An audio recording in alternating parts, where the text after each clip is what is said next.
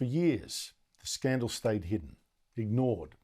And then on British television, suddenly a TV drama series based on this scandal bobbed up. It's called Mr. Bates versus the Post Office. And all hell broke loose. The computer system Post Office spent an arm and a leg on is faulty. No one else has ever reported any problems with Horizon. No one. You're responsible for the loss. I haven't got that money, and I don't know where it's gone. These deficits were most likely caused by you. That is the Post Office case. All our hopes, all our savings down the pan. That was a lie, actually. Think of our robo-debt, except much, much, much worse. Britain's Post Office got a new accounting system. It was flawed. It made it seem like postmasters and other staff were stealing money. More than 900 people were charged and around 230 of them sent to jail. That Mr. Bates is a real-life figure, tried for years to warn about this, didn't get anywhere.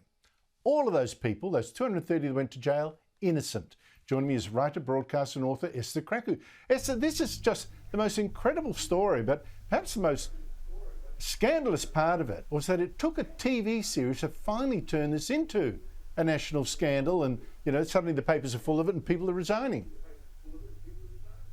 Well, yes, it's incredibly ironic. It took a TV series to highlight the greatest miscarriage of justice in British history. I mean, this scandal went on from 1999 to 2015.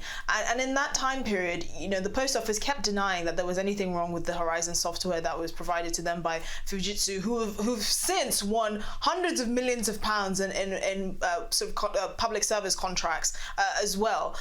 But I think the biggest scandal here is the fact that there are still hundreds of people that have been falsely convicted that are still waiting to be exonerated. I mean, the Post Office settled this case for just under £60 million in 2019. And as of now, 2024, there are still hundreds of people that are waiting to be compensated, to be exonerated. Actually, many people can't be compensated because they've yet to be exonerated. And it is just ridiculous. There's so many high-ranking public servants that must account for this, because in 2013, the Post Office released a statement admitting that there were flaws with the Horizon software, and yet they still chose to fight it in court for 6 more years. I mean, the fact that it's taken a TV series for the public to become aware of this is ridiculous. There's so many people that need to resign. Sir Ed Davey being one of them, who is very quick to call for everyone else's resignation, but suddenly doesn't think that he should resign over literally the biggest miscarriage of justice in British history. 230 people falsely accused and sent to jail. It's just staggering.